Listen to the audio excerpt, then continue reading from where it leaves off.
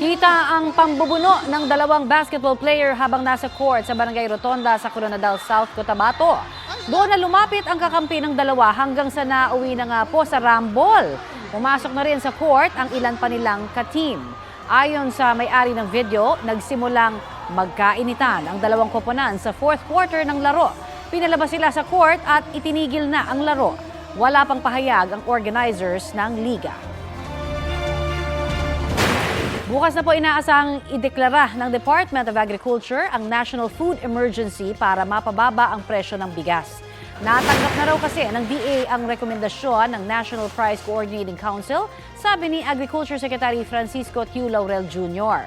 Sakaling ipatupad na ito, papayagan na ang National Food Authority na maglabas ng buffer stock ng kanilang bigas. Papayagan din po ang NFA na bumili ng bigas direkta mula sa mga magsasaka.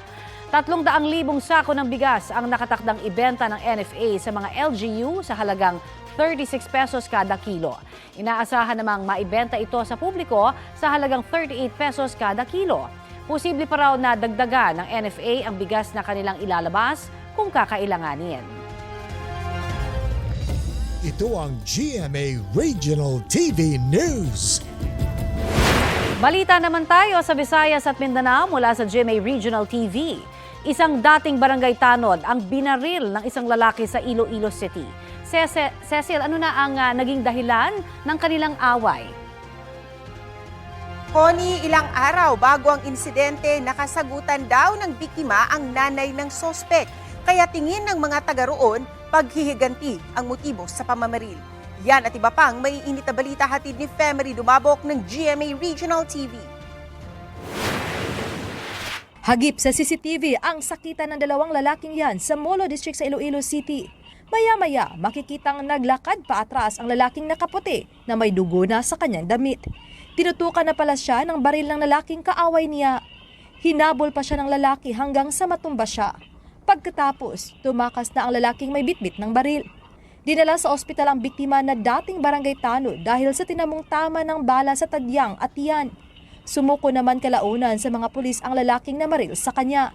Ayon sa mga taga roon, posibleng paghihiganti ang ugat ng away dahil nagkasagutan daw ang biktima at ang nanay ng sospek ilang araw na ang nakalilipas. Ipinatawag sa barangay ang dalawa pero hindi humarap ang biktima. Base naman sa pahayag ng sospek, sumuko siya dahil handa siya makipag-usap para maipagtanggol ang kanyang sarili. Wala pang pahayag ang biktima. Nahulog sa isang bangin ang isang truck sa Karkar, Cebu. Base sa investigasyon, bumangga sa tindahan sa gilid ng kalsada ang truck na may kargang mga manok. Doon na raw ito nahulog. Sugatan ng truck driver at kanyang helper, pati ang 12 anyos na anak ng may-ari ng tindahan. Paliwanag ng driver sa pulisya na walan siya ng preno. Inihahanda na ng mga pulis ang reklamong reckless imprudence resulting in physical injury and damage to property. Nagpositibo sa typhoid fever ang mahigit 20 residente ng Barangay Gunting sa Barili, Cebu nitong Enero.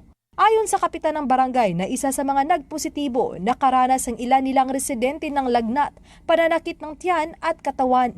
Sa 27 nagkaroon ng typhoid fever doon, edad 4 daw ang pinakabata. Ipinagutos na ng lokal na pamalaan na alamin ang sanhi ng pagpositibo ng mga residente sa sakit. Bakterya ang pinagmumulan ng typhoid fever, kaya isa ang kontaminasyon sa tubig sa mga tinitingnang dahilan ng mga otoridad. Planong bigyan ng LGU ng chlorinated water ang mga residente para masigurong malinis na tubig ang kanilang maiinom. Femery Dumabok ng GMA Regional TV, nagbabalita para sa GMA Integrated News. Patay na ng matagpuan sa loob ng sirang kotse ang magkapatid na batang lalaki sa Labason, Zamboanga del Norte. Ayon sa pulisya, January 26 pa huling nakitang buhay ang dalawang batang lalaki edad 5 at 6. Nagpa-blatter ang ina nila dahil sa kanilang pagkawala. Base sa investigasyon ng pulisya, naglalaro ang mga bata at nagtago sa loob ng isang sirang pick-up na nakaparada sa isang shop. Batay sa palatandaan sa sasakyan, sinubukang lumabas ng magkapatid pero hindi nabuksan ang pickup. Natuklasan ng may-ari ng shop ang mga bangkay matapos ang mahigit 2 araw dahil may nangangamoy raw. Inilibing ang mga bata nitong Biyernes, January 31.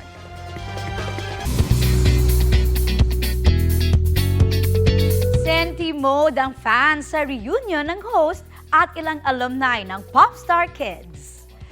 Spotted sa backstage ng concert ni Filipino legendary musician na si Benny Saturno, sina Queendom divas Julian San Jose at Rita Daniela. Nakasama nila at napa-throwback si Kyla na nooy host ng Kapuso Singing Competition.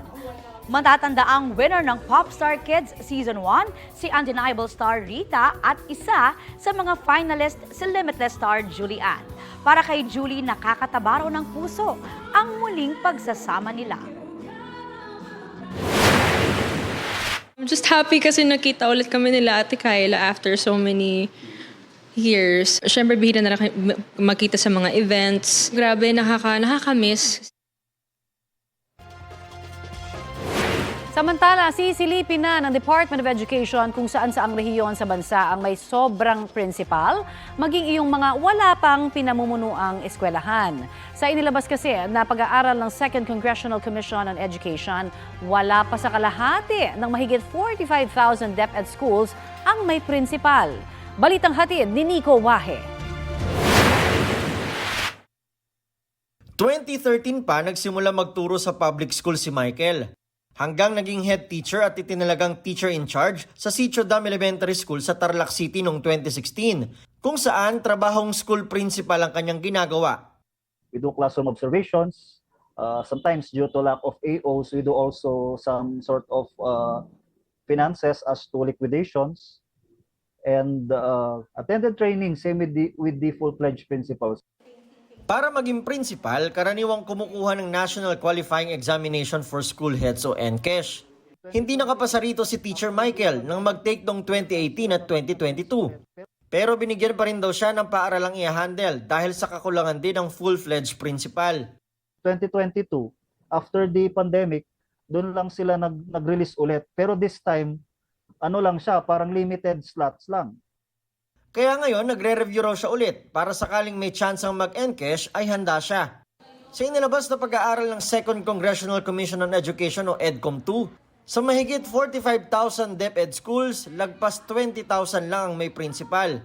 Sa halos 25,000 schools na walang principal, mga head teacher, teacher in charge o officer in charge ang namumuno.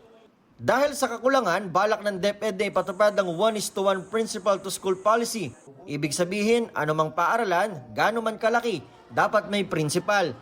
Tinitingnan din daw nila kung saang rehiyon may sobrang principal. May iba kasing gaya ni Teacher Dennis mula sa Schools Division Office ng Dagupan na pumasa sa NCESH pero wala pa ring hinahandle na paaralan. Kulang kasi wala pang item at hindi pa ito na-open. Kaya isa yun sa mga concerns namin. Normally, kapag may na-promote na mga current principals into higher positions, or kung may mga, let's say, nag-retire ng maaga, that's the only time that we can apply for that position once it is open by our division office. Ang panawagan sa DepEd ng mga gaya ni Teacher Michael na head teacher pero tumatayong principal, maging prioridad sila sa promotion o reclassification. Kadalasan daw kasing sila ang nadidisplace kapag may principal nang inassign sa hinawakan nilang paaralan. Sinusubukan pa naming kunin ang panig ng DepEd. Nico Wahe, nagbabalita para sa GMA Integrated News. Beehive, mag-ingay para sa exciting news from Beyonce. Mula successful na Renaissance World Tour, back on the road soon si Queen Bee para naman sa Cowboy Carter Tour. Isinare ni Beyonce ang balitang yan sa kanyang social media accounts. Noong January 14 pa sana ang announcement, pero na-delay dahil sa wildfires noon sa Los Angeles, California. Inaabangan na ng fans ang dates at locations ng Cowboy Carter Tour.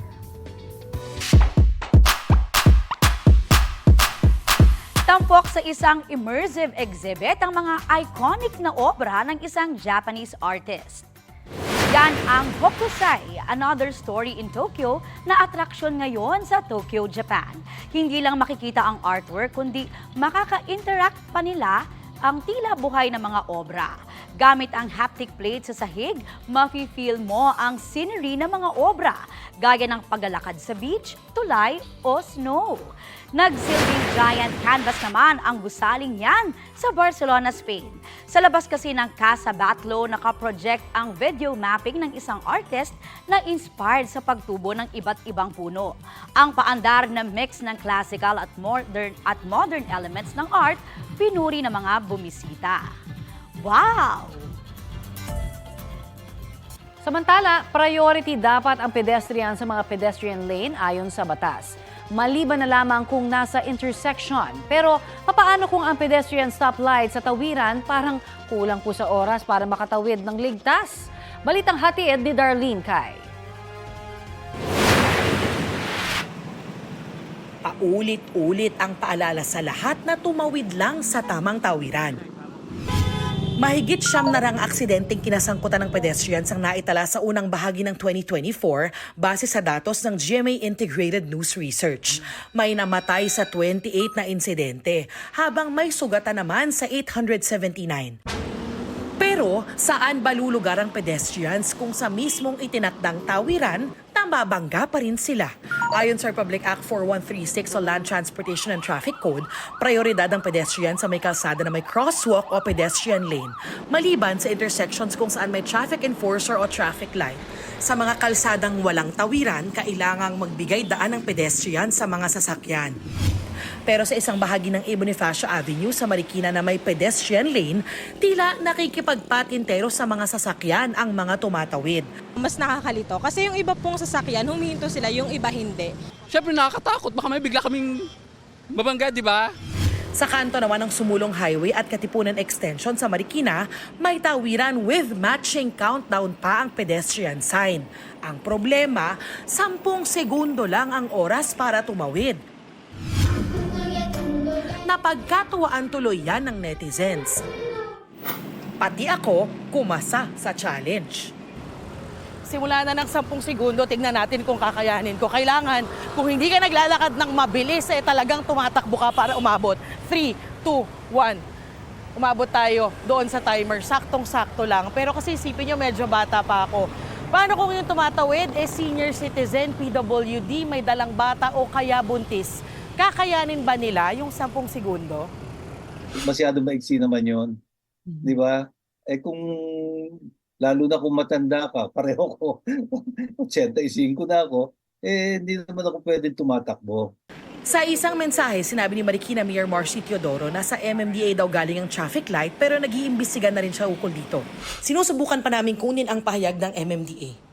Para kay Gus Lagman ng Automobile Association of Philippines, may kakulangan sa pagpapatupad ng mga batas sa kalsada. Dapat laging maingat ang mga motorista lalo kapag nasa intersection gaya rito. Kapag intersection, dapat mag-minor sila.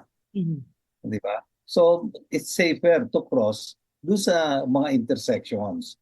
Bukod sa mga motorista, dapat responsable rin ang pedestrians. Sa isang bahagi ng Aurora Boulevard sa Quezon City, maraming tumatawid sa hindi naman tawiran at kahit may footbridge sa malapit. Malaki rin daw ang maitutulong ng mas magandang mga infrastruktura gaya ng signages at iba pang teknolohiya gaya nitong sa Makati City. Stop. Signal is red. Push button and wait for signal to cross. Signal is green. May sensor sa may pedestrian lane kaya mapipigilan ng tangkang pagtawid sa gitna ng traffic. Darlene Kai, nagbabalita para sa GMA Integrated News.